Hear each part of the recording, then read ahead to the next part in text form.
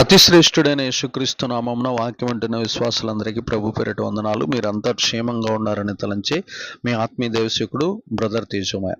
ఈరోజు మనం నూతనమైన అంశాన్ని పరిశీలన చేద్దాం. ఆత్మదేవుడు మనతో కృంగోత్తమైన అంశాల ద్వారా మనతో మాట్లాడి మన కన్నులు వెలిగించి మనము ఉపదేశం ద్వారా మన చుట్టూ ఉన్న చీకటిని తరిమి కొట్టుకొని మనము లోకములో జ్యోతులు వెలుగుదముగాక.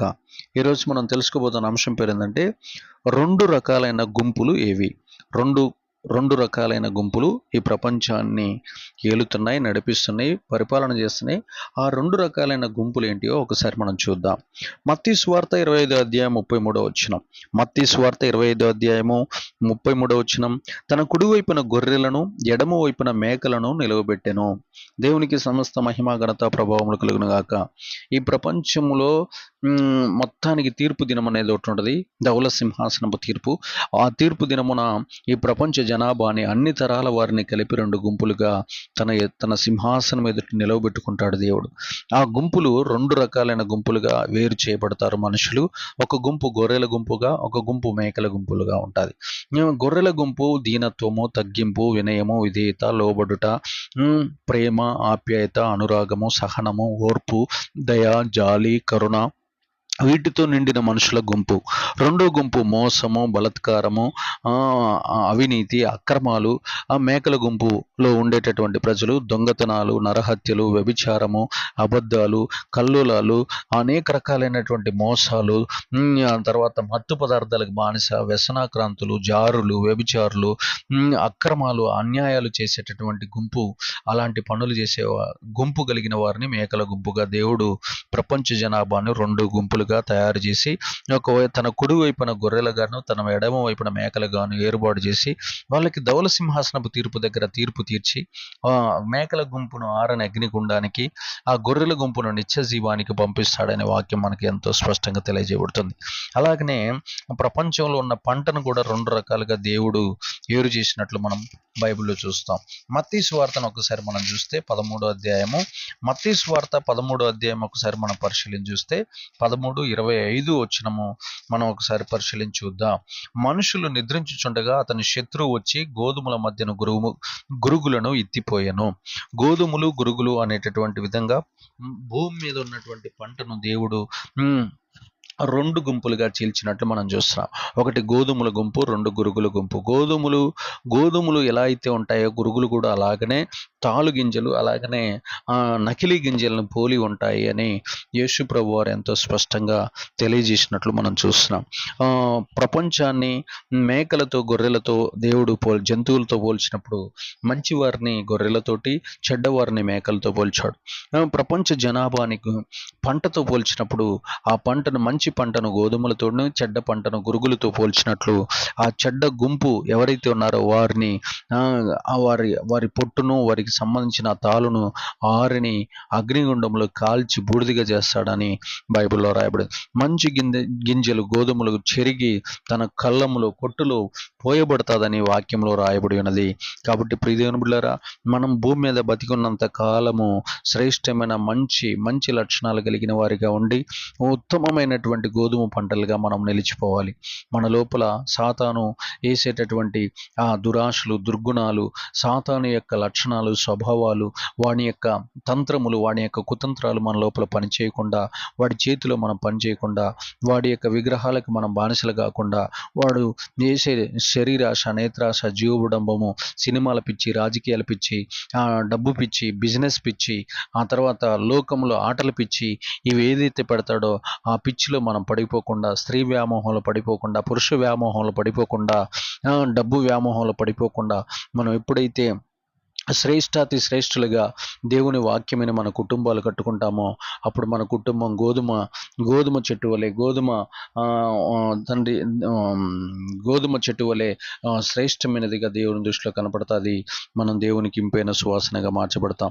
ఆ తర్వాత మీరు చూడండి ప్రియదేవుని బిడ్డలారా, కీర్తనల గ్రంథము 49వ అధ్యాయం ఒకసారి మనం చూస్తే, కీర్తనల గ్రంథము 49వ అధ్యాయము, కీర్తనల గ్రంథము 9 అధ్యాయము 14 ఒకసారి మనం చూస్తే 49:14 అక్కడ రాయబడిన, వారు పాతాళములో మందగా కూర్చబడుదురు, మరణము వారికి కాపరి అయ్యుండును. ఉదయమున యథార్థవంతులు వారిని నేలుదురు, వారి స్వరూపములు నివాసము లేనివై పాతాళంలో క్షయమైపోవును. ఇక్కడ యథార్థవంతులు, దుష్టులు అని రెండు గుంపులను దేవుడు ఏరు చేసినట్లు, మనుషులతో పోలిస్తే దేవుడు రెండు రకాలుగా మనుషులను చూసినట్లు మనం చూస్తున్నాం. ఒకటి యథార్థవంతుల గుంపు, రెండోది దుష్టుల గుంపు.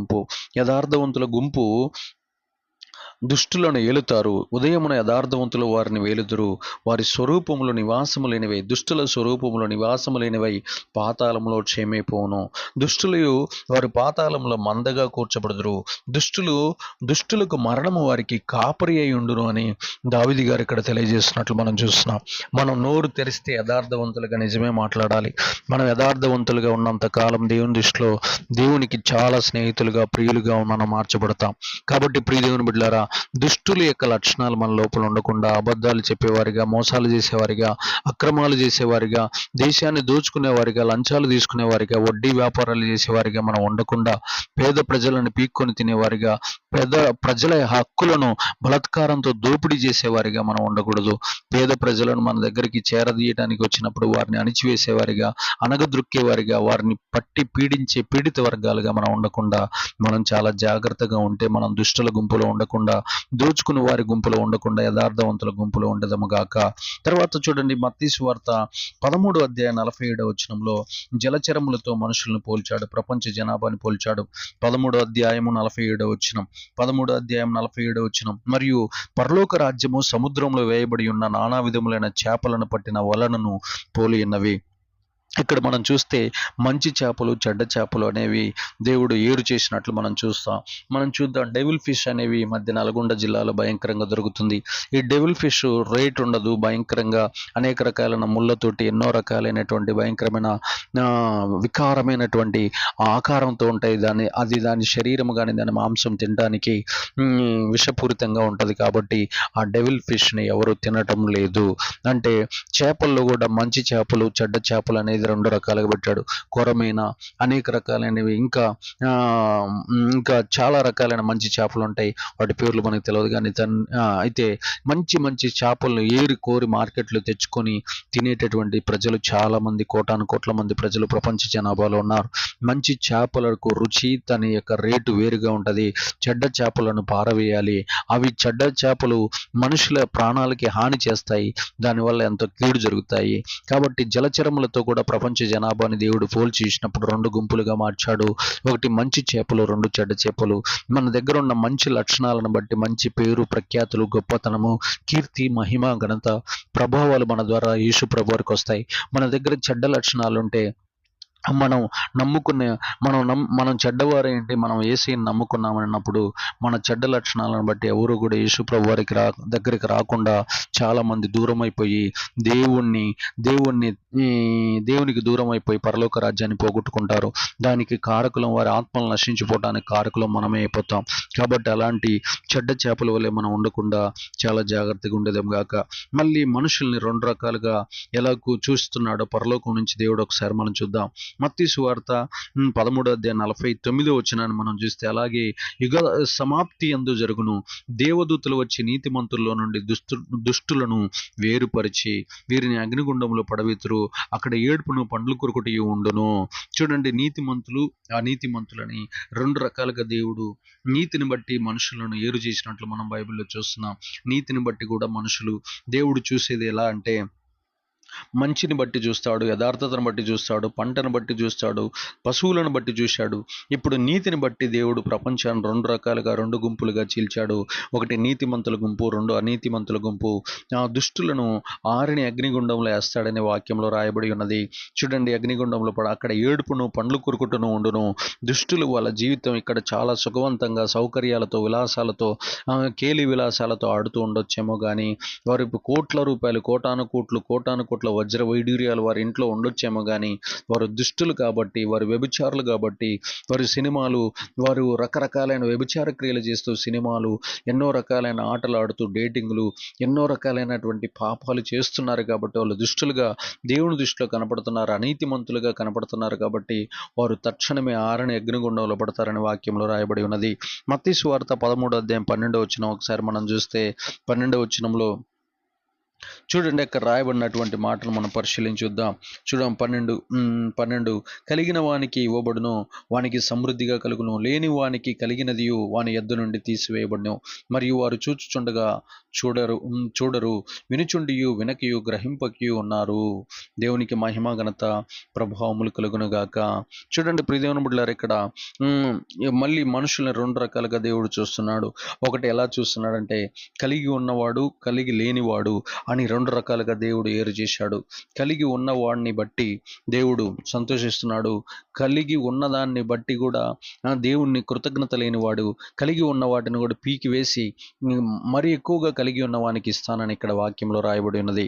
కాబట్టి ఎవరైతే పిసినారిగా, ఎవరైతే దేవుని రాజ్య విషయంలో పిసినారితనంతో, భ్రష్టత్వంతో, ఇంకా అనేక రకాలైనటువంటి లోభత్వంతో నిండిపోయి ఉంటారో అలాంటి వారిని దేవుడు చూసి ఎవరి దగ్గర అయితే ఏదైతే మంచిది కలిగి ఉన్నదో దాన్ని తీసి సమృద్ధిగా ఇచ్చువానికి,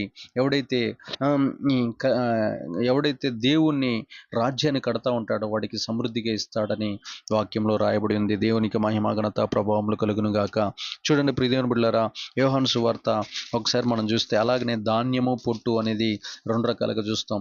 ధాన్యమేమో దేవుని రాజ్యంలోకి వెళ్తుంది, పొట్టు అనేది ఆరని అగ్నిగుండంలోకి వెళ్ళిపోతుందని చెప్పి ధాన్యానికి చివరి అంతిమ క్రియ అయినటువంటి ధాన్యాన్ని గురించి కూడా దేవుడు వాక్యంలో రాసినట్లు మనం చూస్తున్నాం. తర్వాత యోహాను సువార్త ఒకసారి మనం చూస్తే, యోహాను సువార్త 1వ అధ్యాయం ఒకసారి మనం పరిశీలిస్తే, యోహాను సువార్త 1వ అధ్యాయము 12-13 మనం ఒకసారి చూద్దాం. తనను ఎందరు అంగీకరించారో వారందరికీ, అనగా తన నామమందు విశ్వాసం ఉంచిన వారికి దేవుని పిల్లలకుటకు ఆయన అధికారం అనుగ్రహించను. వారు దేవుని వలన పుట్టిన వారే గాని రక్తము వలనైనను, శరీరేచ్ఛ వలనైనను, మనశ్శేచ్ఛ వలనైనను పుట్టిన వారు కారు. దేవునికి మహిమ ఘనత ప్రభావం. దేవుని కుమారులు, సాతాను కుమారులని ప్రపంచ మానవాళిని రెండు రకాలుగా డివైడ్ చేసినట్లు మనం బైబిల్లో చూస్తున్నాం. దేవుని కుమారులు వారు భూలోక సంబంధమైన రక్తం వలనైనను, శరీరిచ్చల వలనైనను, మనస్సేచ్ఛ వలనైనా పుట్టిన వారు గారు. వారిని దేవుడే పుట్టించాడు, కలిగించాడు. వారిని జగత్తుకు పునాది వేయబడక ముందే వారిని ఏర్పాటు చేసుకున్నాడని బైబిల్లో రాయబడి ఉంది. సాతాను కుమారులు భూలోకంలో బంగారము, వెండి, ఇత్తడి, వస్తువులు, వాహనాలు, ఆ తర్వాత డబ్బు చుట్టూ, ఆ తర్వాత శరీరాశ, వస్త్రాల చుట్టూ, ఆ తర్వాత తిండి చుట్టూ, ఆ తర్వాత వారికి కావాల్సినటువంటి పని చుట్టూ, పదవుల చుట్టూ, రాజకీయాల చుట్టూ, వాటి చుట్టూ తిరుగుతూ సాతాను కుమారులు దేవుని రాజ్యాన్ని గ్రహించరు. పరలోకం ఉందంటే నమ్మరు, పరలోకాన్ని స్వతంత్రించుకోరు. పరలోకంలో దేవుడు తన కోసం ఏర్పాటు చేసిన ఆ నివాసాన్ని స్వతంత్రించుకోండియా అంటే దాన్ని స్వతంత్రించుకోవటానికి, పరిశుద్ధతలోకి రావటానికి ఇష్టపడరు. అందుకనే బైబిల్లో దేవుని యొక్క పిల్లల్ని రెండు రకాలుగా విభజించాడు దేవాతి దేవుడు. ఒకటి దేవుని పిల్లలు, దేవుని కుమారులు, రెండు సాతాను కుమారులు. దేవుని పిల్లలు పరిశుద్ధత కలుగుతారు, నీతి కలిగి ఉంటారు. దేవుని పిల్లలు యథార్థత కలిగి ఉంటారు. దేవుని పిల్లలు దేవుని కోసం పనిచేసేవారిగా, దేవుని రాజ్యాన్ని కట్టేవారిగా, దేవుని కోసం శ్రమలు అనుభవించేవారిగా ఉంటారు. సాతాను పిల్లలు దేవుని రాజ్యాన్ని కూల్చేవారిగా, తర్వాత వారి ఇచ్చలు విడి స్వేచ్ఛకు, స్వాతంత్రానికి అలవాటు పడి శరీర సుఖాలు తీర్చుకుంటూ పాపానికి బానిసలై సాతాను చెప్పిన తప్పుడు మార్గాల్లో నడుస్తూ తమ జీవితాన్ని నాశనం చేసుకున్న నరకానికి వెళ్తారు. ఇలాగ రెండు గుంపులుగా ప్రపంచాన్ని డివైడ్ చేసినటువంటి దేవుడు మొదటి గుంపులో, నీతిమంతుల గుంపులో, పరిశుద్ధుల గుంపులో ఉండాలని కోరుకుంటూ దేవుడి మాటలను దీవించి స్థిరపరచునుగాక. ఆమేన్.